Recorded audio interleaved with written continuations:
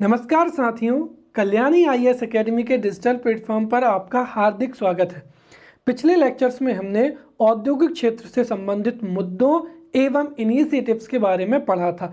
इस लेक्चर में हम सेवा क्षेत्र से संबंधित इश्यूज एवं इनिशिएटिव्स के बारे में पढ़ेंगे। तो शुरू करते हैं सेवा क्षेत्र के मुद्दे एवं पहल से। सबसे पहले हम समझेंगे कि सेवा क्षेत्र क्या होता है। देखिए, सेवा क्षेत्र अर्थव्यवस्था का वह क्षेत्र होता है जो प्राथमिक क्षेत्र अर्थात कृषि क्षेत्र, द्वितीयक क्षेत्र औद्योगिक क्षेत्र तथा उपभोक्ताओं को सुविधाएं या फिर सेवाएं उपलब्ध कराता है। इसे हम सेवा क्षेत्र कहते हैं तथा सेवा क्षेत्र को ही तृतीयक क्षेत्र भी कहा जाता है।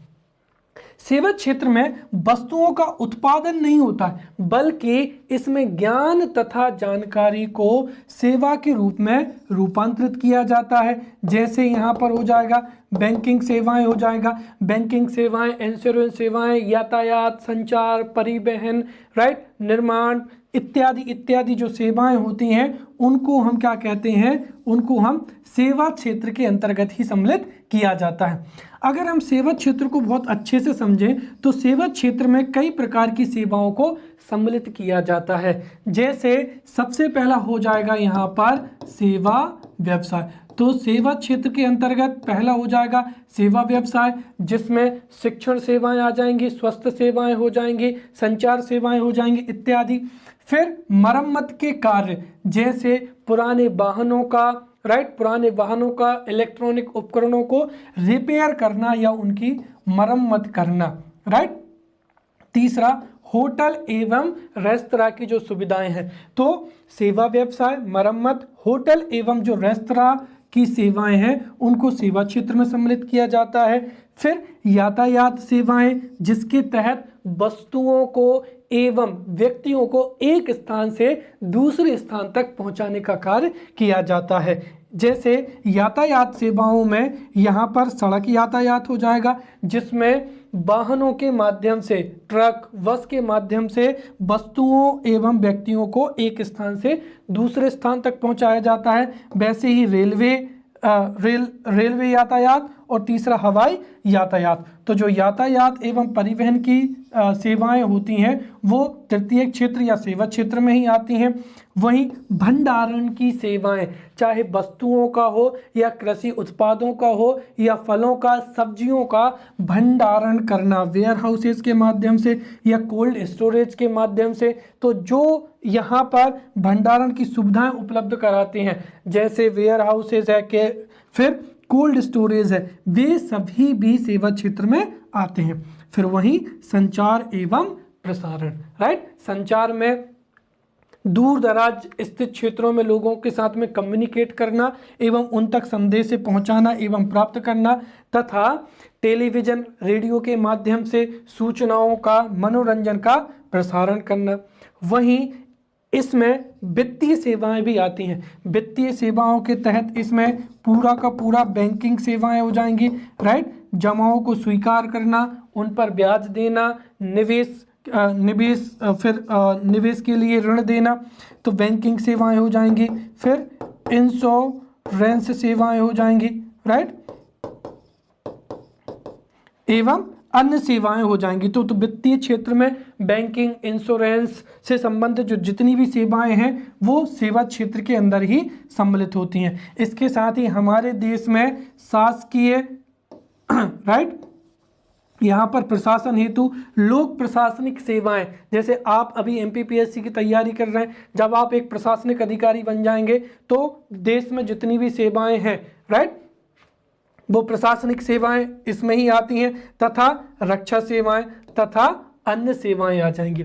इसके साथ ही यहाँ पर रियल एस्टेट में सेवाएं, जिसके तहत जो आवासीय भूमि होती है वहाँ पर मकान बनाकर उनको लोगों को बेचना या जो रहवासी सुविधा है वो उपलब्ध कराना, आवासीय एवं पेशेवर सेवाओं का स्वामित्व इत्यादि, और निर्माण, राइट। तो ये जो इतनी जो सब सारी की सारी सुविधाएं हैं वो सभी किसमें आती हैं, सेवा क्षेत्र के अंतर्गत ही आती हैं। अर्थात सेवा क्षेत्र वह वह क्षेत्र होता है जो प्राथमिक क्षेत्र, द्वितीयक क्षेत्र तथा उपभोक्ताओं को सेवाएं मुहैया या उपलब्ध कराता है, उसे हम सेवा क्षेत्र कहते हैं, या इसे ही हम तृतीयक क्षेत्र के नाम से भी जानते हैं।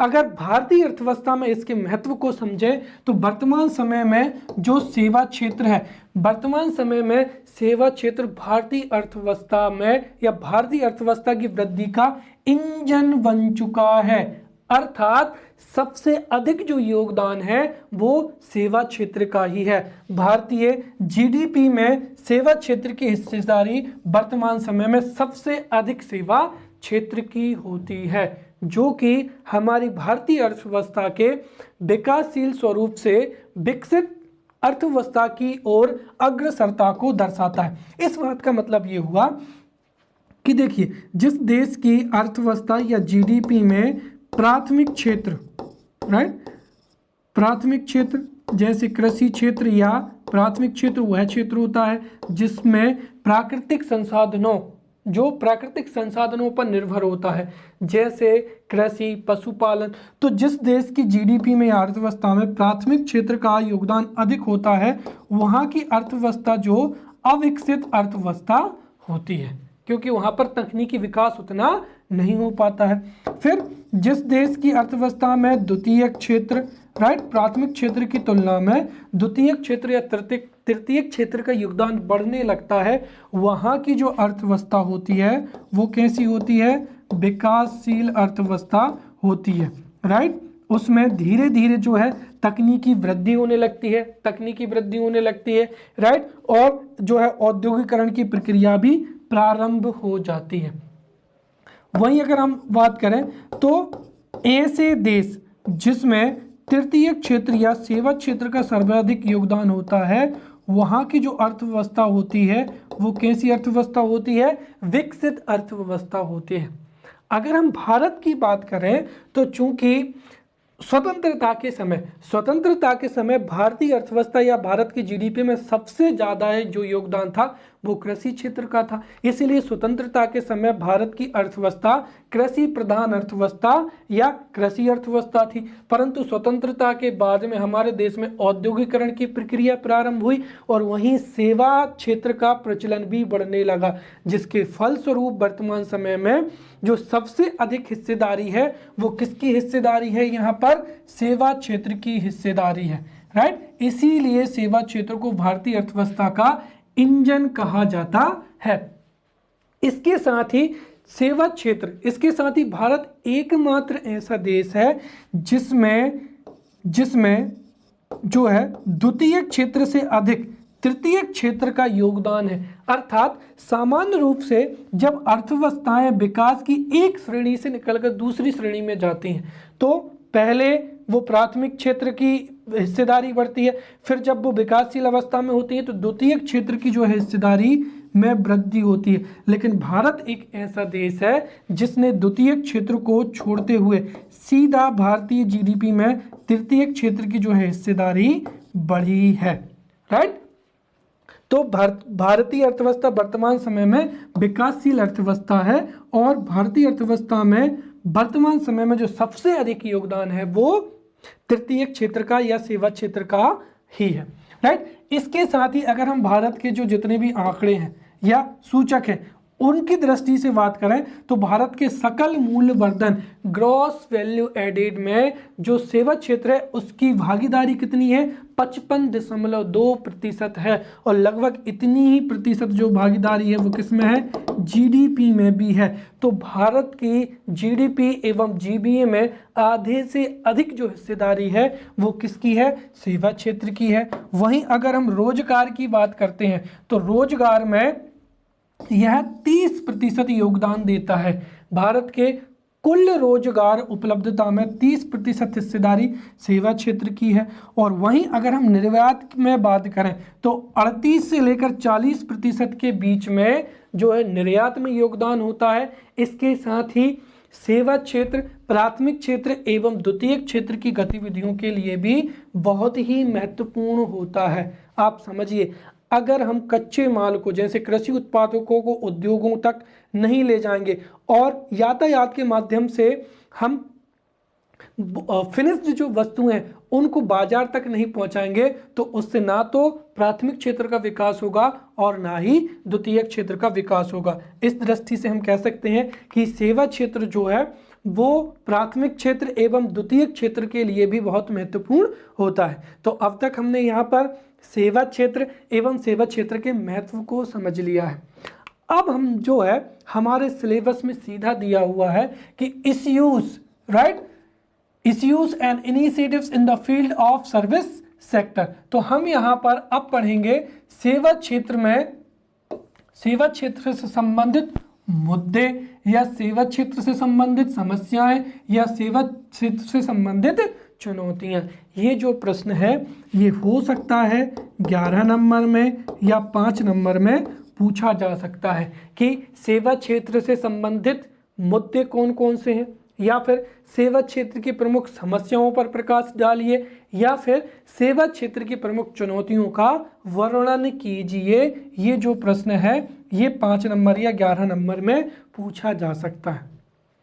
अब जो सेवा क्षेत्र की जितनी भी समस्याएं हैं या जितने भी मुद्दे हैं उनको हम 2 भागों में वर्गीकृत कर सकते हैं। एक तो हो जाएगा यहाँ पर सामान्य चुनौतियाँ या सामान्य समस्याएं। सामान्य से तात्पर्य ये हुआ कि यहाँ पर ऐसी चुनौतियाँ या ऐसी समस्याएं जो लगभग सेवा क्षेत्र, प्रत्येक सेवा क्षेत्र में हैं, राइट। जैसे हमने यहाँ पर पढ़ा है सेवा क्षेत्र में यहाँ पर मरम्मत, होटल, रेस्टोरेंट, यातायात भी आता है, वित्तीय सेवाएं भी आती हैं, लोक प्रशासन भी आता है, राइट, रियल एस्टेट, राइट, और फिर यहाँ पर निर्माण। तो अगर कोई भी विशेष समस्या, कोई भी समस्या अगर सेवा क्षेत्र के हर एक सेक्टर में मौजूद है तो हम उसको क्या मानेंगे, यहाँ पर सामान्य जो है, सामान्य मुद्दा या सामान्य समस्या मानेंगे। और वहीं अगर किसी समस्या का संबंध किसी विशेष क्षेत्र से है तो उसको हम यहाँ पर क्षेत्र विशेष से संबंधित सेवाएं मानेंगे। तो एग्जाम्स में अगर आप इस तरीके से इसका विभाजन करेंगे तो वो बहुत ही एक तरीके से लाभप्रद होगा और अच्छे नंबर भी मिलेंगे। तो सेवा क्षेत्र से संबंधित जो सामान्य सेवाएं हैं, राइट, सेवा क्षेत्र से संबंधित जो सामान्य मुद्दे हैं उसमें पहला हो जाएगा अवसंरचनात्मक समस्या। अगर इंफ्रास्ट्रक्चर या अवसंरचना में कमी होगी तो उससे सेवा क्षेत्र का विकास नहीं होगा, राइट। वहीं कंपटीशन के कारण भी सेवा क्षेत्र में कई समस्याएं हैं। फिर कार्यकुशलता में कमी, अगर कार्यकुशलता में कमी होगी तो उससे जो उपभोक्ता है वो उन सेवाओं से खुश नहीं होगा, उसको सेटिस्फेक्शन नहीं मिलेगा और वह उन सेवाओं से जो लाभ लेता है उससे वो लाभ लेना बंद कर देगा, अर्थात उस सेवा का उपभोग करना ही बंद कर देगा, जिससे सेवा क्षेत्र में क्या आएगी, कमी होगी। वहीं रोजगार में कमी एवं शासकीय उदासीनता। तो सेवा क्षेत्र में विद्यमान संरचनात्मक, प्रतिस्पर्धात्मक, कार्यकुशलता से संबंधित, रोजगार सृजन में कमी तथा शासकीय उदासीनता, ये सामान्य चुनौतियां हैं या समस्याएं हैं जो कि सेवा क्षेत्र में विद्यमान है। वहीं अगर हम तात्कालिक रूप से बात करें, तात्कालिक रूप से या समसामयिक रूप से या वर्तमान समय की जो क्षेत्र विशेष से संबंधित समस्याएं हैं वो इस प्रकार हैं। जैसे वर्तमान समय में कोरोना महामारी के कारण पर्यटन क्षेत्र जो है वो कठिनाई के दौर से जूझ रहा है। दुनिया में जितना भी जो पर्यटन से संबंधित सेवाएं थी, हॉस्पिटैलिटी सर्विसेज, वो कोरोना की वजह से बहुत बुरी तरह प्रभावित हुई है। वहीं अगर हम बात करें परिवहन या यातायात, तो ये जो सेक्टर है ये ऊर्जा की कमी से जूझ रहा है। वर्तमान समय में जो डीजल इंजन है उसमें कमी के कारण एवं इन साधनों से होने वाले प्रदूषण के कारण हम वैकल्पिक ऊर्जा स्रोतों की तलाश कर रहे हैं। अर्थात कुल मिलाकर जो है यातायात या परिवहन है ये ऊर्जा कमी से जूझ रहा है। वहीं संचार, कॉल ड्रॉप समस्या या एडजस्टेड ग्रोथ रेवेन्यू AGR समस्या।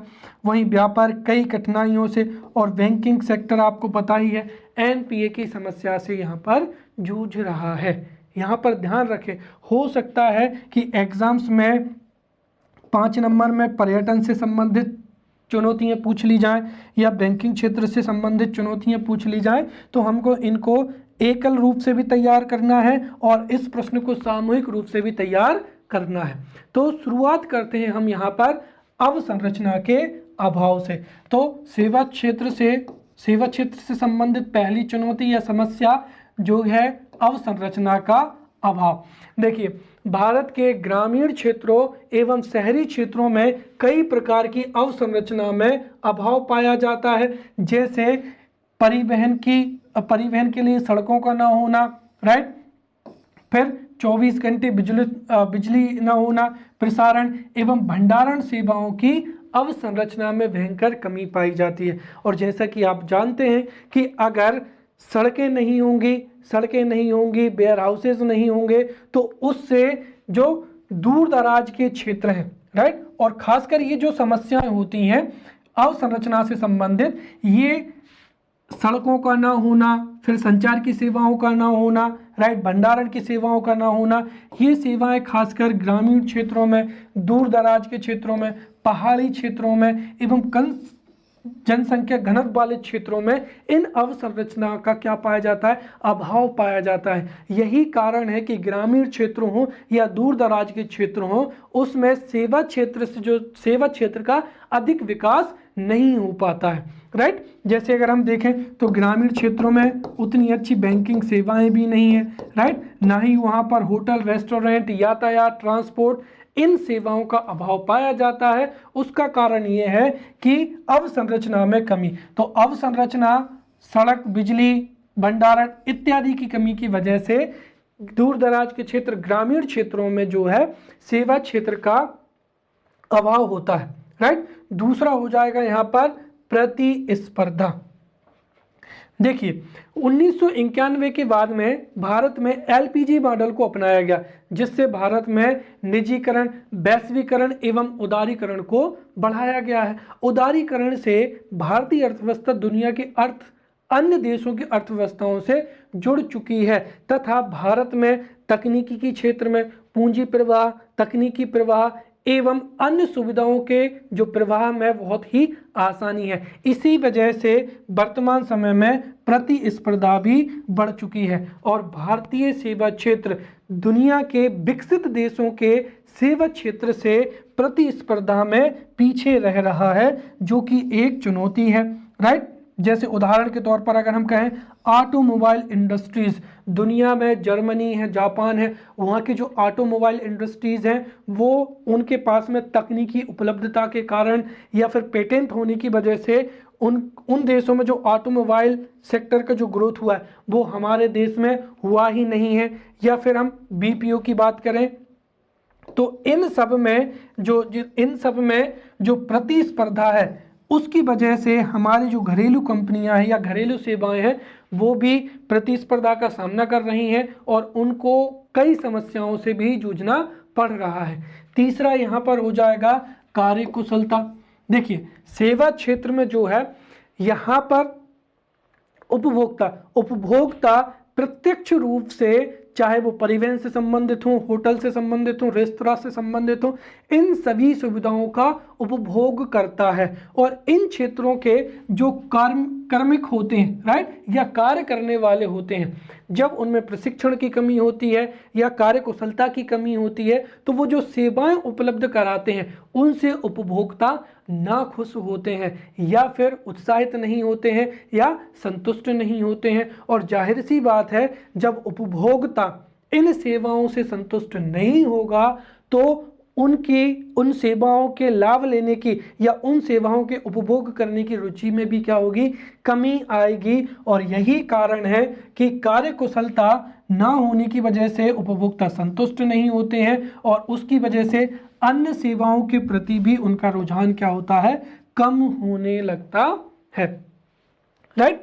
अगले की अगर हम चर्चा करें तो रोजगार सृजन में कमी। नो डाउट यहाँ पर अगर हम देखें तो हमारे देश में वर्तमान समय में जो सबसे कम हिस्सेदारी है वो कृषि क्षेत्र की है, लेकिन निजी क्षेत्र में रोजगार उपलब्धता की चर्चा करें तो कृषि क्षेत्र जो है वो सबसे अधिक रोजगार उपलब्ध कराता है। और वहीं अगर हम सेवा क्षेत्र की बात करें तो सेवा क्षेत्र देश के सकल मूल्य वर्धन या जीडीपी में सबसे अधिक योगदान देता है। जीबीए में सेवा क्षेत्र का योगदान कितना है, 55% है। लेकिन इसी अनुपात में अगर हम रोजगार की चर्चा करें तो ये केवल और केवल, जैसे मैंने पहले भी बताया था कि देश में कुल रोजगार में सेवा क्षेत्र का योगदान मात्र कितना है, 30% है। अर्थात सेवा क्षेत्र जितना योगदान अर्थव्यवस्था में देता है उसी अनुपात में रोजगार उपलब्ध नहीं कराता है। इसीलिए अर्थव्यवस्था में जो सेवा क्षेत्र की वृद्धि है उसको रोजगार विहीन समृद्धि के नाम से भी जाना जाता है। राइट। इसके बाद में हो जाएगा शासकीय उदासीनता। भारत जैसे विकासशील देशों में पर्यटन से संबंधित, होटल से संबंधित एवं वित्तीय सेवाओं के विकास की असीम संभावनाएं बनी हुई हैं। भारत में कई प्राकृतिक, ऐतिहासिक, धार्मिक, सांस्कृतिक जो है पर्यटन के क्षेत्र हैं। अगर हम उनका बेहतर तरीके से उनकी ब्रांडिंग करते हैं, उसके बारे में अंतर्राष्ट्रीय स्तर पर नॉलेज या जानकारी को शेयर करेंगे तो उससे पर्यटन को बढ़ावा मिलेगा। और वहीं अगर पर्यटन जैसे विदेशी व्यक्ति अगर भारत में आएंगे और भारत में अगर हम उनको बेहतर ठहरने की व्यवस्था करें, अर्थात होटल की जो है बेहतर होटल सुविधाएं उनको उपलब्ध हों, और इसके साथ ही भारत में अभी भी कई लोग जो हैं वो वित्तीय सेवाएं का लाभ नहीं ले रहे हैं। आज भी ग्रामीण क्षेत्रों के कई लोग बैंकों को जमा करने के लिए या लोन लेने के लिए या इंश्योरेंस के लिए इन सेवाओं का प्रयोग नहीं करते हैं। तथा इन क्षेत्रों में वृद्धि तभी हो सकती है जब राजनीतिक रूप से सरकार कोई ठोस कदम उठाए। सरकार पर्यटन के क्षेत्र में, होटल के क्षेत्र में एवं वित्तीय सेवाओं के क्षेत्र में या तो नियम बनाए या कोई पॉलिसी लागू करे तो हो सकता है इन क्षेत्रों में जो है विकास हो सकता है। लेकिन राजकीय जो इच्छा शक्ति है उसमें कमी, शासकीय जो उदासीनता है, फिर वहीं नौकरशाही जो ब्यूरोक्रेट्स होते हैं या भ्रष्टाचार के कारण घरेलू स्तर पर तथा वैश्विक स्तर पर पर्यटकों तथा उपभोक्ताओं का इन क्षेत्रों से मोहभंग हो चुका है। जैसे आपने सुना होगा कई बार जो विदेशी पर्यटन होते हैं उनके अगर सामान चोरी हो जाता है या उनके साथ दुर्व्यवहार होता है तो जो भारतीय प्रशासनिक अमला है या पुलिस अमला है वो उनके साथ पर अच्छे से व्यवहार नहीं करता, उपयुक्त कार्रवाई नहीं करता है। राइट।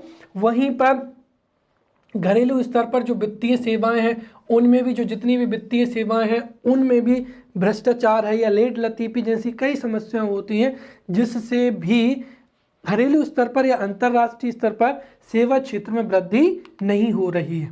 राइट। अब अगला हो जाएगा, यहाँ पर अब हम पढ़ेंगे क्षेत्र विशेष से संबंधित मुद्दे एवं समस्याएं।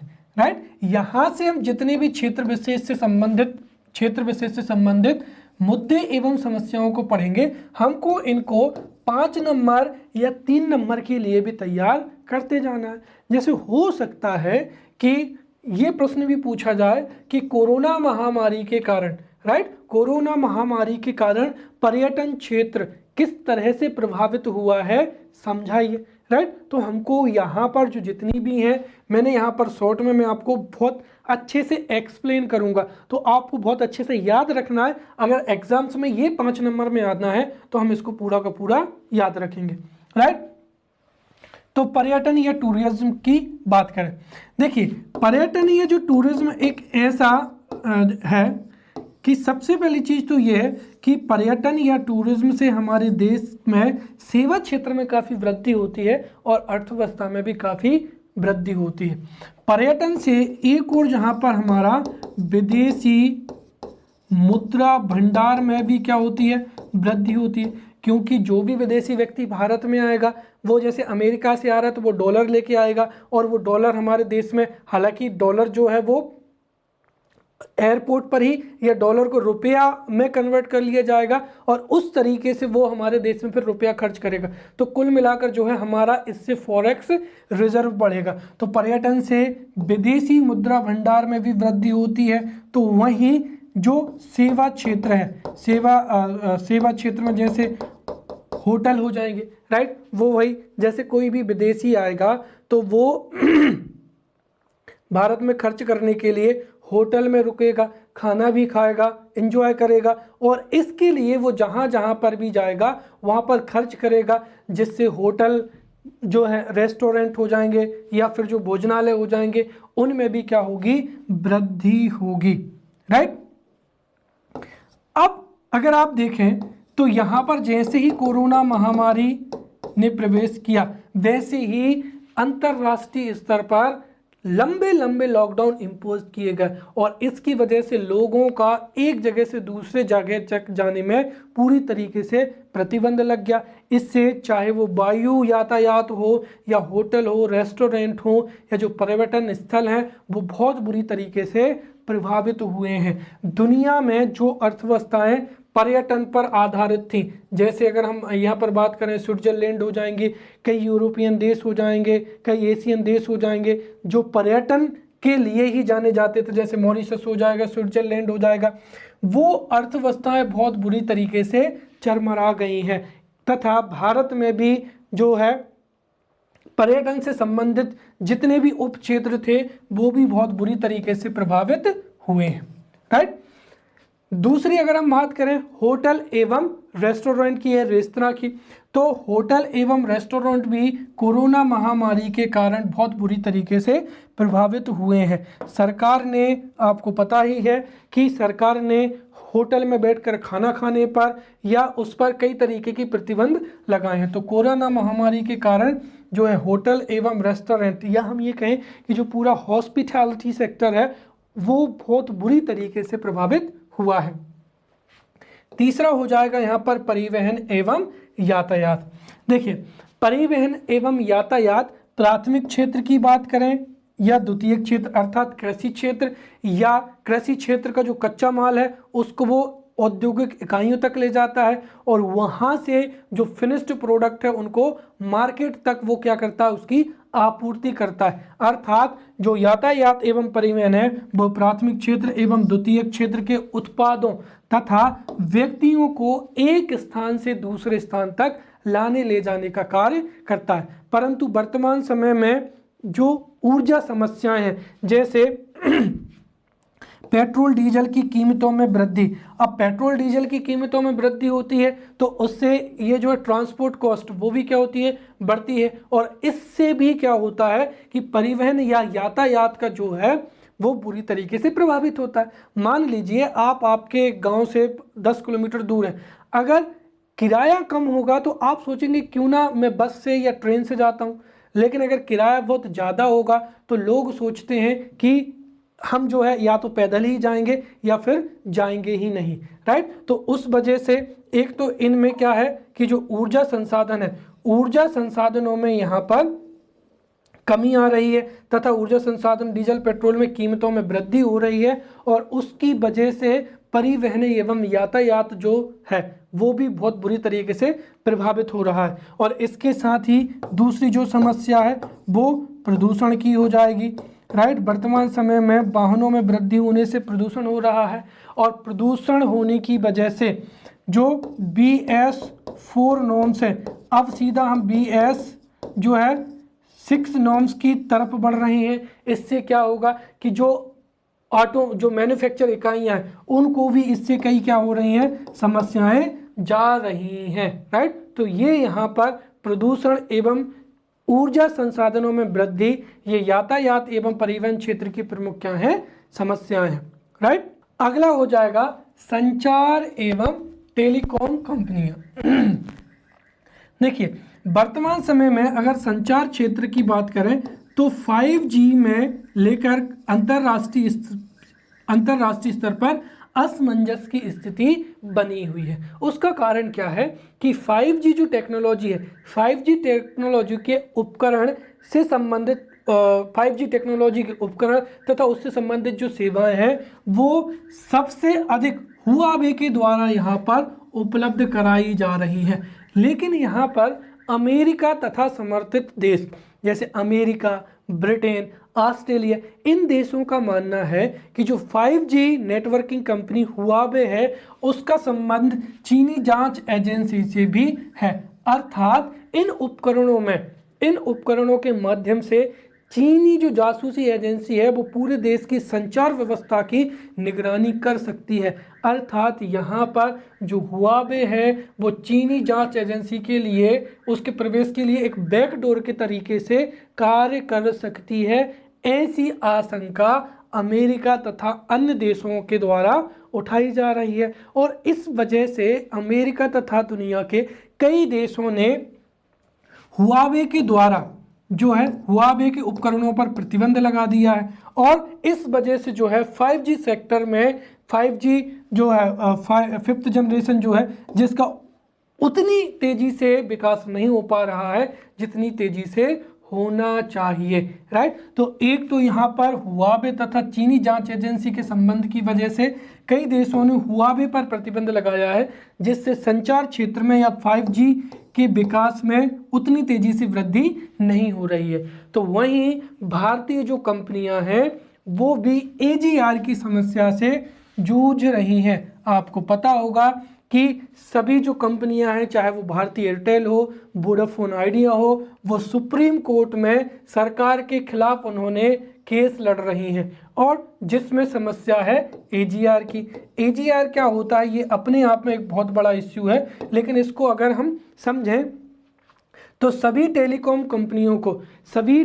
कंपनियों को जो एयरवेव्स हैं, राइट्स, उनका इस्तेमाल करने के लिए यहाँ पर भारतीय सरकार को यहाँ पर एक तरीके से रेवेन्यू देना पड़ता है, राइट। तो यहाँ पर स्पेक्ट्रम एवं लाइसेंस, तो जो भारतीय टेलीकॉम कंपनियां हैं वो अपनी कुल आय में से कुछ हिस्सा लाइसेंस के रूप में तथा स्पेक्ट्रम के लिए सरकार को क्या करती हैं, कर देती हैं, राइट। अब यहाँ पर सरकार ने जो AGR की नई परिभाषा है उसमें जो टेलीकॉम सेवाओं के अतिरिक्त जो अन्य जैसे जो जितनी भी टेलीकॉम सुविधाएं हैं वो जो भी अन्य सुविधाएं उपलब्ध कराती हैं उनको भी इसमें सम्मिलित करने का सरकार ने इस परिभाषा में परिभाषित किया है। और यही इन टेलीकॉम कंपनियों का क्या है, टेलीकॉम कंपनियों के विरोध की वजह। टेलीकॉम कंपनियों का कहना है कि हम स्पेक्ट्रम का उपयोग करते हैं और लाइसेंस देते हैं तो हम इन दोनों की फीस तो देंगे, लेकिन हम जो और दूसरे उत्पाद हैं चाहे वो हैंडसेट की बिक्री हो, सिम की बिक्री हो या अन्य वजह से हमारी जो कमाई होती है उसका हम यहाँ पर सरकार को जो है क्यों दे। तो इसको लेकर विवाद की स्थिति बनी हुई है जिसकी वजह से अभी यहाँ पर विरोधाभासी स्थिति बनी हुई है और इस वजह से कई टेलीकॉम कंपनियां निवेश करने से भी कतरा रही हैं। तो संचार एवं टेलीकॉम कंपनियों में हम घरेलू स्तर पर AGR की समस्या तथा अंतर्राष्ट्रीय स्तर पर 5G एवं हुआवे की जो समस्या है उन समस्याओं के बारे में एग्जाम्स में लिख सकते हैं। अगला हो जाएगा व्यापार। देखिए व्यापार सेवाओं से संबंधित भी कई समस्याएं हैं जैसे निर्यात संवर्धन परिषद के गठन का अभाव, और इस परिषद के गठन के अभाव की वजह से जो सेवाओं का निर्यात होना चाहिए उसमें कमी आ रही है या उसमें वृद्धि नहीं हो रही है, या फिर हम ये कहें कि सेवाओं के निर्यात में कोई लाभ नहीं मिल रहा है। वैसे ही सेवा व्यापार से जुड़े जो दृश्य एवं अदृश्य बाधाएं हैं जैसे वीजा बाधाएं हो जाएंगी, राइट। जैसे आपको पता है कि अमेरिका ने वीजा प्रतिबंध लगा दिए थे, उससे भी कई भारतीय हैं वो विदेशों में अपनी सेवाएं देने में असमर्थ हैं। वहीं कई क्षेत्रों में प्रतिबंध भी है, राइट, और अधिमानी बाजार तक पहुंच इत्यादि जो कई सेवाएं हैं वो इस समय पर इस क्षेत्र में बनी हुई है। तो ये यहाँ पर पांचवी वजह हो जाएगी व्यापार में कठिनाइयां या वीजा संबंधी रेस्ट्रिक्शंस, राइट। और अगर आप वर्तमान समय की ओर चर्चा करना चाहें तो वर्तमान समय में जो दुनिया के विकसित देश हैं वो उन्हीं लोगों को वीजा दे रहे हैं जिन्होंने जो यूरोपियन एजेंसी है या कुछ गिनी चुनी जो वैक्सीन्स हैं वो वैक्सीन्स लगवाई हैं। तो हम यहाँ पर भी कह सकते हैं कि इन देशों में कार्य के लिए या पर्यटन के लिए उन्हीं विदेशी नागरिकों को अनुमति होगी जिनके पास जो वैक्सीन के दोनों डोज लगवा चुके हैं, राइट। फिर बैंकिंग सेक्टर की अगर हम चर्चा करें तो बैंकिंग सेक्टर की सबसे बड़ी समस्या है इस समय NPA, right, non performing assets, right. अब एनपीए क्या होता है आप समझिए। देखिए, यदि किसी बैंक ने किसी औद्योगिक इकाई को या किसी उद्यमी को ऋण दिया है, लोन दिया है, जब वह उद्यमी या वह कंपनी ऋण देने में असमर्थ होती है तो उसको जो जितना लोन दिया है उसको ही हम क्या कहेंगे यहाँ पर, नॉन परफॉर्मिंग एसेट्स कहेंगे।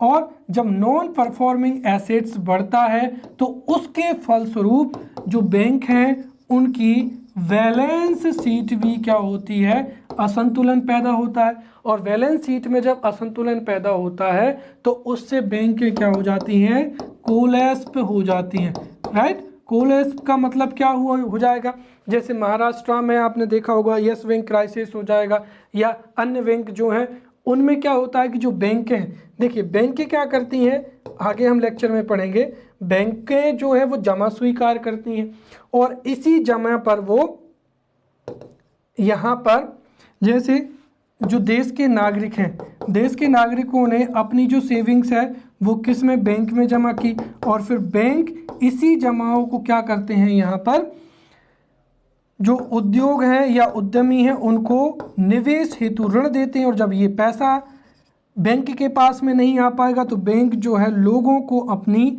जो जमाएं हैं, जो भी उनके डिपॉजिट हैं वो देने में असमर्थ होगी, और उस वजह से जो है वो बैंक के कोलैप्स हो रही हैं।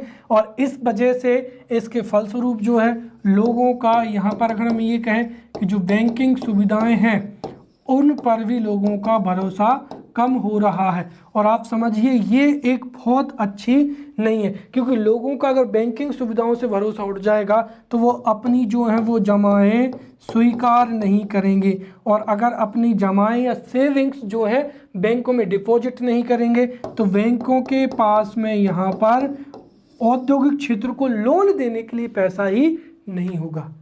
इस तरीके से अगर हम देखें तो यहाँ पर एनपीए के माध्यम से औद्योगिक क्षेत्र के विकास तक को प्रभावित होने की संभावना, ये एक से दूसरी कड़ी जो है वो जुड़ी हुई है। एनपीए की समस्या से बैंक कोलैप्स होंगे, बैंक की कोलैप्स होने की वजह से लोगों को भरोसा कम होगा, भरोसा कम होने की वजह से वो अपनी सेविंग्स को डिपॉजिट नहीं करेंगे, जिससे बैंकों के पास में फिर पैसा नहीं होगा, वो निवेश नहीं करेंगे तो आपको पता है औद्योगिक विकास नहीं होगा, और इस तरीके से ये जो समस्या है ये और भी भयानक रूप लेती चली जाएगी। तो यहाँ पर ये हमने यहाँ पर औद्योगिक क्षेत्र से संबंधित समस्याओं के बारे में चर्चा की है। अगर हम इसको निष्कर्ष रूप में कहना चाहें तो औद्योगिक क्षेत्र जो है वो भारत में सबसे अधिक तीव्र गति वाला औद्योगिक क्षेत्र है, और तीव्र गति वाले इस औद्योगिक क्षेत्र में नियामक जो है सुधार की भी अति आवश्यक है। वहीं घरेलू विनियामक एवं बाजार पहुंच जो समस्याएं हैं उनका समाधान होना अति अनिवार्य है, ताकि लोग जो है, ताकि सेवा क्षेत्र में वृद्धि हो सके। अब हम सेवा क्षेत्र से संबंधित इनिशिएटिव्स को समझेंगे कि सरकार ने जो चुनौतियां हैं, जो समस्याएं हैं, उनको हल करने के लिए सरकार ने कौन कौन से उपाय किए हैं। अगर हम अर्थव्यवस्था सेवा क्षेत्र की बात करें तो सेवा क्षेत्र वर्तमान समय में भारतीय अर्थव्यवस्था का इंजन बन चुका है, और इसके साथ ही देश की जीडीपी में सबसे अधिक हिस्सेदारी किसकी है, सेवा क्षेत्र की ही है। और 1991 के बाद में 1991 के जो आर्थिक सुधार थे, राइट, वैश्वीकरण, निजीकरण एवं उदारीकरण, उनके बाद से सेवा क्षेत्र में काफ़ी सुधार हुए हैं, और जो वैश्वीकरण है, उदारीकरण है, उसकी वजह से यहाँ पर बैंकिंग क्षेत्र हो, राइट, बैंकिंग, बीमा, परिवहन एवं संचार आदि में प्रवेश के कारण, निजी क्षेत्र के प्रवेश के कारण अत्यधिक प्रोत्साहन मिला है, जिससे सेवा क्षेत्र में असीम वृद्धि हुई है। इसके साथ ही सरकार की कई नीतियों एवं सरकार की नीतियों में लचीलीपन लाने के कारण या उदारीकरण के कारण सूचना प्रौद्योगिकी, संचार एवं कंप्यूटर संबंधित जो सेवाएं हैं उनमें विशेष रूप से वृद्धि हुई है। तो यहाँ पर 1991 की उदारीकरण, वैश्वीकरण एवं सरकार की विभिन्न नीतियों के तहत ही सेवा क्षेत्र में विशेष प्रभाव हुआ है, एवं सेवा क्षेत्र में वृद्धि हुई है। वर्तमान समय में भी सेवा क्षेत्र में जो भी समस्याएं हैं उनके समाधान के लिए भी सरकार जो है नीतियों को लागू कर रही है या फिर अहम कदम उठा रही है, जिनको हम निम्नलिखित बिंदुओं से समझ सकते हैं। जैसे मैंने पहला बताया था कि भारतीय सेवाओं के निर्यात में वीजा संबंधी समस्याएं जो हैं वो मुख्य रूप से भूमिका निभाती हैं, राइट। और इस समस्या के निदान के लिए भारत सरकार ने जो व्यावसायिक वीजा है उसकी अनुमति सहित वीजा प्रणाली को उदार करने की योजना भी बनाई है, राइट। पहले जहां वीजा बनाने की कई लंबी प्रक्रिया होती थी, वीजा के लिए अप्लाई करना, फिर उसका पुलिस द्वारा वेरिफिकेशन करना, तब जाकर बहुत लंबे समय बाद वीजा बनता था। लेकिन वर्तमान समय में सरकार एक तो वीजा बनाने के लिए कई सुविधाएं भी मुहैया करा रही है और लोगों को भी प्रोत्साहन कर रही है कि लोग यहाँ पर ऑनलाइन तरीके से कम समय में घर बैठे बैठे जो है वो व्यापारिक वीजा या फिर अन्य वीजा जो है वो प्राप्त कर सकते हैं। और इसकी वजह से जो है इस उदारीकरण की वजह से भारत की जो सेवा निर्यात हैं उससे भी वृद्धि होने की उम्मीद है। और जब हम सेवाओं का निर्यात करेंगे तो जाहिर सी बात है हमें रेमिटेंस प्राप्त होगा, अर्थात जब भारत के लोग विदेशों में काम करेंगे और वहां से अपने घर पैसा भेजाएंगे रेमिटेंस के रूप में, तो उससे विदेशी मुद्रा भंडार में वृद्धि होगी और हमारा जो विदेशी व्यापार है वो भी भारत के हित में रहेगा, राइट। दूसरा यहाँ पर हो जाएगा वित्तीय समावेशन, राइट। वित्तीय समावेशन हो जाएगा या फिर बाजार में नकदी की उपलब्धता के कारण ही वर्तमान समय में आरबीआई ने जो है वो वाइट लेवल एटीएम को यहाँ पर अनुमति दे दी है। अब ये वाइट लेवल एटीएम क्या होता है वो आप यहाँ पर समझिए, राइट। देखिए यहाँ पर आप खुद समझिए, अगर एटीएम भरपूर मात्रा में नहीं होंगे तो उससे लोगों को नकदी की समस्या होगी या उनको आसानी से नकदी नहीं मिल पाएगी, राइट। एटीएम में लोग बगैर लाइन में लगे जब आसानी से पैसे विड्रॉ कर लेंगे तो वह सीधी सी बात है इन बैंकिंग सेवाओं का लाभ लेना चाहेंगे। लेकिन एटीएम के संचालन में भी काफ़ी समस्याएं होती हैं। अगर हम देखें तो जैसे एटीएम की स्थापना करना मतलब पहली चीज़ तो बैंक को देखना पड़ेगा कि कहाँ पर बाज़ार अच्छा है जहाँ पर लोगों को पैसे निकालने की, डिपॉजिट करने की और निकालने की आवश्यकता होती है, तो उस लोकेशन को आइडेंटिफाई करना, फिर वहाँ पर फिजिकल रूप से एटीएम को स्थापित करना, फिर उसकी निगरानी रखना, उसमें रेगुलर बेसिस पर पैसे उसको निकालना एवं उसमें एटीएम में पैसों को रखना, इन सब कार्यों के लिए कई बार जो है वो बैंक अधिकारी या बैंक उतने सक्षम नहीं होते हैं। इसीलिए इन समस्याओं को निजात करने के लिए ब्राउन लेवल एटीएम सेवाएं आई और वर्तमान समय में वाइट लेवल एटीएम का भी प्रचलन है। इसको अच्छे से समझने के लिए आप समझिए एटीएम 3 प्रकार के होते हैं। एक तो यहाँ पर बैंक द्वारा स्थापित एवं संचालित, राइट। जैसे देखिए अगर एसबीआई बैंक की कहीं पर ब्रांच है तो एसबीआई की जो ब्रांच होती है उस ब्रांच में ही किसी एक कमरे में यहाँ पर जो है इस एटीएम को इंस्टॉल कर दिया जाता है और यही जो बैंक के अधिकारी होते हैं वो इसमें पैसा भरने के लिए और इसकी निगरानी के लिए उत्तरदायी होते हैं। तो यहाँ पर पहला जो तरीका हो जाएगा कि बैंक द्वारा ही स्थापित एवं बैंक द्वारा ही संचालित एटीएम, और बैंक की जो हर एक शाखाएं होती है उनमें यह जो एटीएम होता है वो आसानी से उपलब्ध होता है। दूसरा हो जाएगा यहाँ पर ब्राउन लेवल एटीएम।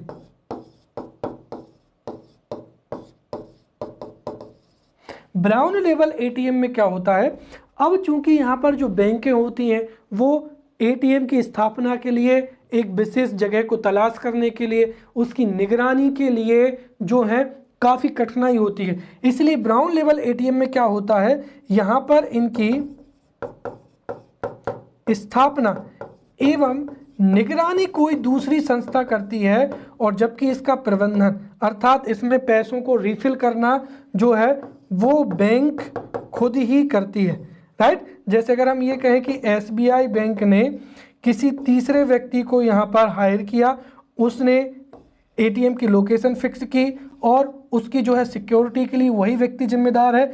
एसबीआई की जो एसबीआई बैंक है वो इसमें पैसा रिफिल करेगी। तो इस प्रकार के एटीएम को हम ब्राउन लेवल एटीएम करते हैं, जिसमें बैंक प्रबंधन करती है और जो तीसरा संस्था होती है वो स्थापना एवं उसकी निगरानी करती है।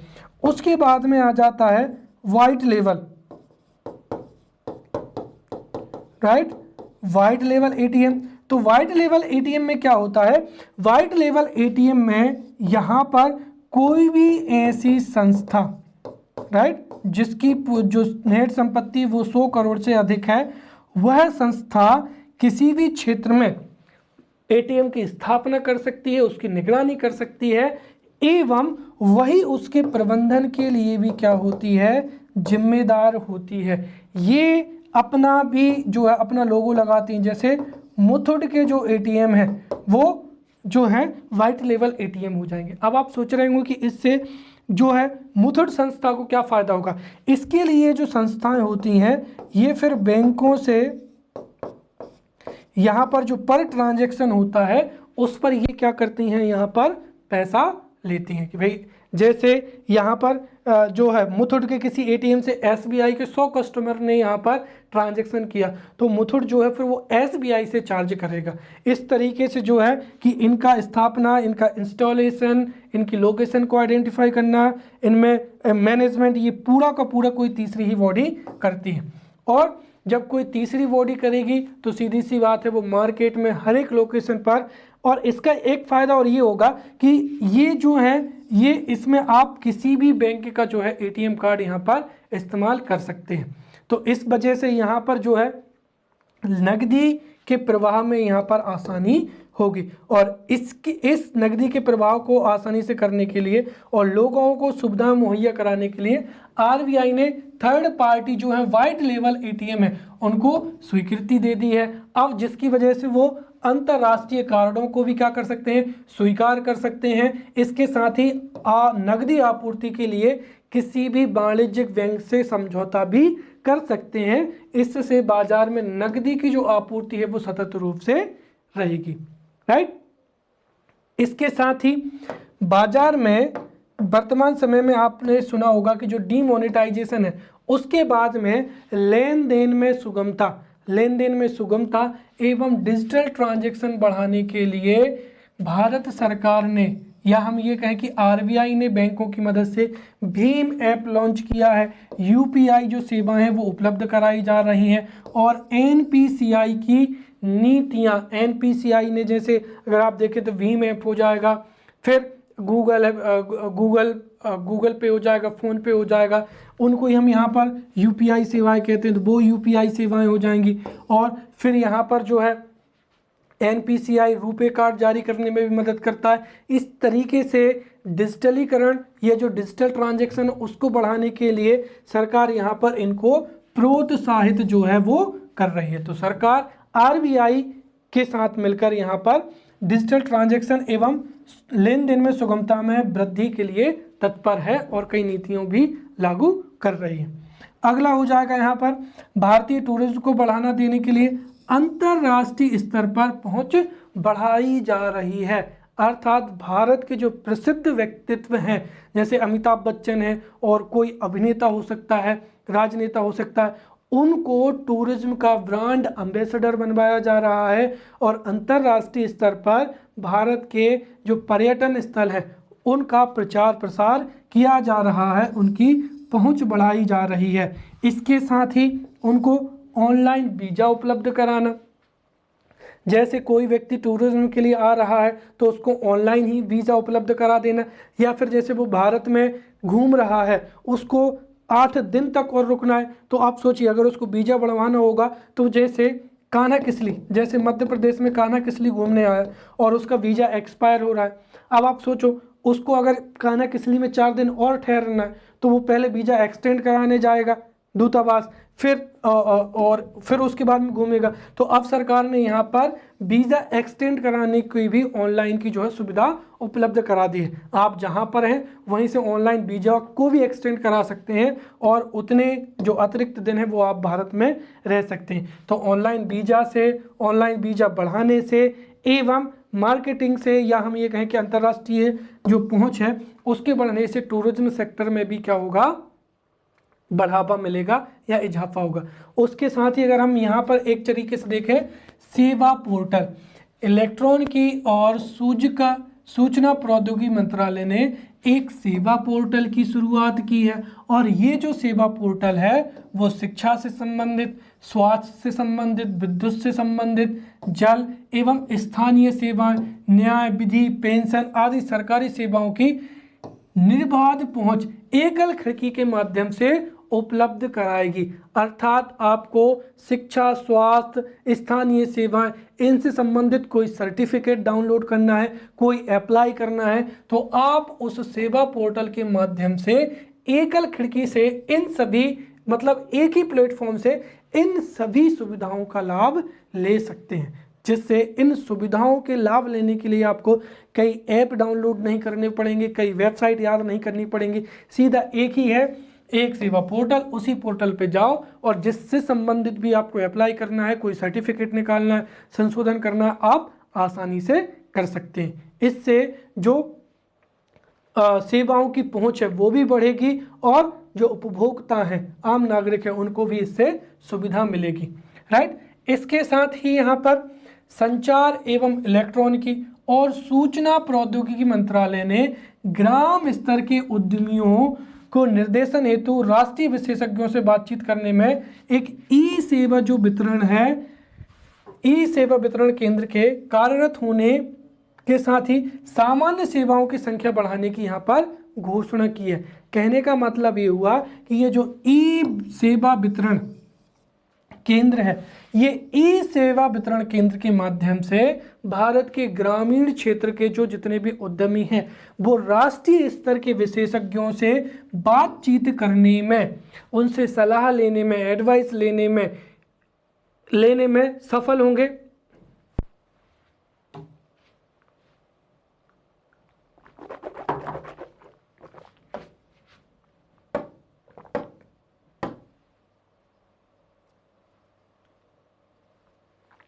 राइट। अगला हो जाएगा यहाँ पर संचार एवं इलेक्ट्रॉनिकी तथा सूचना प्रौद्योगिकी मंत्रालय ने एक ई सेवा जो है वितरण, ई सेवा वितरण केंद्र की शुरुआत की है। और ये जो ई सेवा वितरण केंद्र होगा ये ग्रामीण क्षेत्र के उद्यमियों को राष्ट्रीय विशेषज्ञों से बातचीत करने के लिए एवं उनसे सलाह लेने के लिए क्या बनाएगा, सक्षम बनाएगा।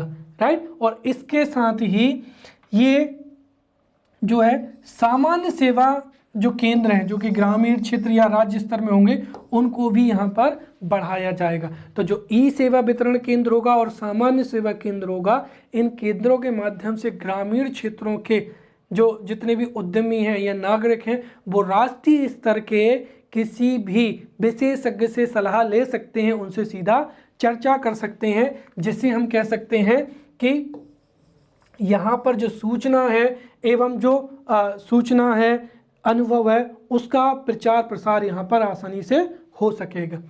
अगला यहाँ पर हो जाएगा कि 7वें बिंदु के रूप में यहाँ पर एक ई बिजनेस योजना शुरू की गई है। राइट। और ये ई बिजनेस योजना क्या है, इस ई बिजनेस योजना के माध्यम से लोग जो है वो बिजनेस प्रारंभ करने में भी, उनको ई बिजनेस योजना के माध्यम से बिजनेस प्रारंभ करने में सुविधा मिलेगी। राइट। और ये जो ई बिजनेस योजना है, ई बिजनेस योजना ऑनलाइन पोर्टल के माध्यम से संचालित होगी और ऑनलाइन पोर्टल के माध्यम से ये संचालित होगी तथा इसका जो स्थापना है वो औद्योगिक विकास एवं संवर्धन विकास, वाणिज्य और उद्योग मंत्रालय। राइट। एक तो विभाग हो जाएगा औद्योगिक नीति एवं संवर्धन विभाग, राइट, तथा वाणिज्य और उद्योग मंत्रालय तथा निजी क्षेत्र की कंपनी इन्फोसिस द्वारा ई बिजनेस योजना जो है वो शुरू की गई है। और यह भारत सरकार की राष्ट्रीय ई शासन योजना ई शासन योजना के तहत एकीकृत सेवाओं की परियोजनाओं में से एक है। तो जो जितनी भी एकीकृत या इंटीग्रेटेड सर्विसेज हैं उनमें से ये एक है, और इसके माध्यम से जो निवेश अनुकूल कारोबारी वातावरण तैयार किया जाएगा ताकि निवेश को यहाँ पर बढ़ावा मिले। इसके साथ ही जो हितधारक हैं उनको व्यापार शुरू करने में, उसके परिचालन में, यहाँ तक कि उनके समापन से संबंधित सभी सूचनाएं उनको प्राप्त हो जाएं। तो ये जो ई बिजनेस योजना है, इससे एक तो वातावरण तैयार होगा, फिर व्यापार करने में, शुरू करने में भी सहूलियत होगी, राइट। उनके संचालन में जानकारी दी जाएगी, और अगर उसका समापन करना है तो उसकी भी जानकारी यहाँ पर ई बिजनेस योजना के माध्यम से दी जाएगी, राइट। इसके अलावा जो जितनी भी सेवाएं हैं, सेवाओं पर जो अतिरिक्त कर हैं उनको कम करने के लिए तथा पूरे देश में एक प्रकार की दर सुनिश्चित करने के लिए जीएसटी को यहाँ पर क्या किया गया है, लागू किया गया है। तो जीएसटी लागू होने से जो जितनी भी सर्विसेज हैं उन पर एक समान कर लगेगा। इससे इस क्षेत्र में जो कर को लेकर जो असमंजस की स्थिति है वो स्पष्ट हो जाएगी, और स्पष्ट रूप से यहाँ पर जो है सेवा क्षेत्र में वृद्धि होगी। अगला, सरकार ने देश में शोध एवं अनुसंधान के संवर्धन हेतु इस क्षेत्र में किए गए व्यय 200% एक तरफा कर राहत प्रदान करने की घोषणा की है। इसके साथ ही सरकार द्वारा अटल अन्वेषण मिशन, राइट, IEM की स्थापना की गई है, जिसके तहत अन्वेषण को प्रोत्साहित किया जाएगा एवं विश्व स्तरीय अन्वेषण श्रृंखला विकसित करने का लक्ष्य भी रखा गया है, और इससे विश्व स्तरीय अन्वेषण श्रृंखला भी भारत में विकसित होने की संभावना है। इसके साथ ही सेतु, सेल्फ एम्प्लॉयमेंट, दरअसल यहाँ पर अंग्रेजी का आएगा SETU, self employment and talent utilization Setu कार्यक्रम की शुरुआत की गई है, और इस कार्यक्रम से विश्व स्तरीय प्रौद्योगिकी व्यवसाय की मदद पहुंचाने तथा स्टार्टअप बिजनेस को प्रोत्साहन करने के लिए इसकी शुरुआत की गई है। इसके साथ ही भारत में पर्यटन के क्षेत्र में, राइट, पर्यटन के क्षेत्र में, शिक्षा के क्षेत्र में, तकनीकी विकास के क्षेत्र में भारत ने अन्य विकसित देश जैसे सिंगापुर, दक्षिण कोरिया, जापान, मलेशिया के साथ बाइलैटरल जो है ट्रेड एग्रीमेंट किए हैं या द्विपक्षीय व्यापार समझौते किए हैं, जिससे सेवाओं के लिए तकनीकी विकास है या आदान प्रदान में क्या होगी, सुविधा होगी, राइट। इसके साथ ही जो व्यापार नीति में सर्व्ड फ्रॉम इंडिया, पहले व्यापार जो जितने भी उपाय होते थे जिनको भारत से क्या किया जाता था, सर्व किया जाता था, अब उनको प्रस्तापित करते हुए सर्विसेज एक्सपोर्ट फ्रॉम इंडिया, अर्थात हम यहाँ पर सर्विसेज को ही क्या करेंगे, एक्सपोर्ट करेंगे, इसको बढ़ावा दिया जा रहा है। इसके साथ ही पर्यटन और जहाजरानी जैसे क्षेत्रों के लिए प्रवर्तित स्कीमें और सेवा क्षेत्र के डिजिटाइजेशन तथा FDI उदारीकरण इत्यादि जो है उपाय किए जा रहे हैं। और यहाँ पर जैसे कि हमने अभी GST की चर्चा की है, भारत के क्षेत्र विशेष राज्यों में सेवाओं में वृद्धि हो सके, कर की प्रणाली एक समान हो, इसके लिए GST में जो है शुल्क जो है यहाँ पर इस प्रकार निर्धारित की गई है, राइट। तो GST की जो मुख्य दरें हैं जो कि विशेष प्रमुख सेवाओं पर हैं वो निर्धारित की गई हैं। जैसे शिक्षा एवं स्वास्थ्य में GST की दर 0 होगी। किफ़ायती श्रेणी से हवाई यात्रा पर जो दर है वो कितनी होगी, 5% होगी, अर्थात घरेलू स्तर पर जो है वो हवाई यात्रा को प्रोत्साहन मिलेगा, राइट।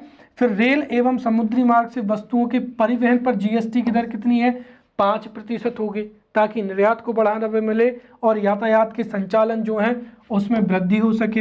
इसके साथ ही AC केंद्रीय प्रणाली एवं शराब बेचने की अनुमति से रहित, अर्थात ऐसे रेस्टोरेंट जहां पर शराब ना बेची जाए या फिर जहां पर AC सुविधा ना हो, वहां पर जो है भोजन एवं पेय पदार्थों की बिक्री पर यह दर कितनी रखी गई है, 12% रखी गई है।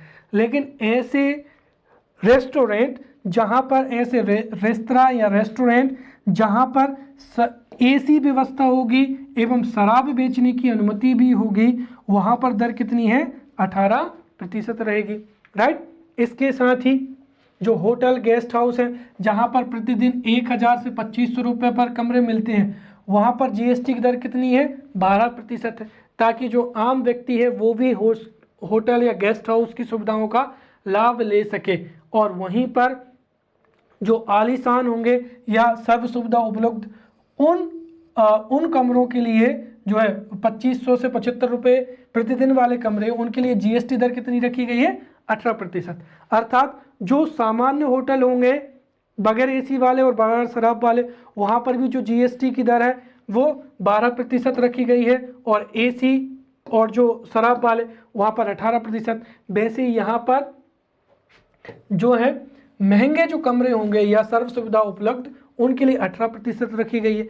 इसके साथ ही जो 4 सेवाएं हैं, जैसे मनोरंजन कार्यक्रम, मनोविनोद सुविधाओं में प्रवेश, सिनेमाघर सहित थीम पार्क, जल क्रीड़ा पार्क और निवास आदि के लिए प्रतिदिन अगर 75,000 रुपये से अधिक प्रभार है तो उनको जीएसटी की दर कितनी रखी गई है?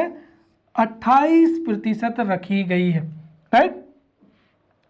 अब अगर हम देखें तो ये जो थे प्रमुख क्या थे यहाँ पर, इनसे संबंधित जो थे हमने इनिशिएटिव्स को पढ़ा है। इसके साथ ही भारत सरकार द्वारा बहुक्षेत्रक वैश्विक सेवा प्रदर्शनी का आयोजन करना, ताकि हमारे देश की जो सेवाएं हैं उनका प्रदर्शन हो सके, उनकी अंतर्राष्ट्रीय स्तर पर पहुंच हो सके। राइट। अग्रणी वैश्विक स्वास्थ्य परिचर्चा गंतव्य के रूप में बढ़ावा देने के लिए चिकित्सा महत्व यात्रा पर अंतर्राष्ट्रीय शिखर बैठक का आयोजन करना इत्यादि शामिल है। तो यहाँ पर सरकार अंतर्राष्ट्रीय स्तर पर कई प्रदर्शनियाँ लगाती है, कई परिचर्चा करवाती है, तो मैगजीन के माध्यम से यहाँ पर जो है कई लेख भी लिखे जाते हैं, जिससे हमारे देश का चाहे वो मेडिकल सेक्टर हो, पर्यटन सेक्टर हो या सेवा सेक्टर हो, वो परिचर्चा का विषय बन जाए। राइट। और अंतर्राष्ट्रीय स्तर पर कई शिखर बैठकों भी होती हैं, जिससे हमारे सेवा क्षेत्र को क्या मिलेगा? बढ़ावा मिलेगा। तो ये थे यहाँ पर सेवा क्षेत्र। तो इस लेक्चर में सबसे शुरू में हमने सेवा क्षेत्र क्या है पढ़ा, फिर सेवा क्षेत्र का महत्व, फिर सेवा क्षेत्र में सामान्य जो चुनौतियां हैं, सामान्य समस्याएं हैं, फिर क्षेत्र विशेष से संबंधित हमने समस्या एवं चुनौतियां पढ़ी, और अंत में हमने सेवा क्षेत्र से संबंधित सरकार के प्रमुख उपायों के बारे में या प्रमुख पहलों के बारे में पढ़ा। अब इस टॉपिक से संबंधित एग्जाम्स में कुछ प्रश्न भी पूछे जा सकते हैं, जिसको आपको घर पर बैठकर प्रैक्टिस करना है। जैसे सेवा क्षेत्र क्या है, इसको परिभाषित करना है।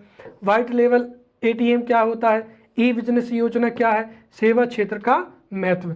वहीं 5 अंक के जो प्रश्न हैं वो इस तरीके से पूछे जा सकते हैं कि संचार एवं टेलीकॉम क्षेत्र के मुद्दों पर चर्चा कीजिए।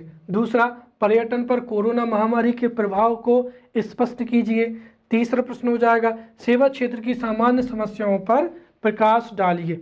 फिर 11 नंबर में यहाँ पर प्रश्न पूछा जा सकता है कि सेवा क्षेत्र की प्रमुख समस्याओं को उजागर कीजिए। और प्रमुख समस्याओं में हम यहाँ पर जो है पहले इंट्रोडक्शन लिखेंगे, उसके बाद में सामान्य समस्याएं और फिर क्षेत्र विशेष से समस्याएं। उन सभी समस्याओं का हम यहाँ पर हमारे उत्तर में स्पष्ट रूप से उल्लेख करेंगे। फिर अगला हो जाएगा, सेवा क्षेत्र हेतु सरकार की प्रमुख पहलों पर चर्चा कीजिए। तो ये इतने जो थे प्रश्न, अब आप इनकी घर पर लिखने की प्रैक्टिस करें। तो अगले लेक्चर में अगले टॉपिक के साथ मिलते हैं, तब तक के लिए धन्यवाद।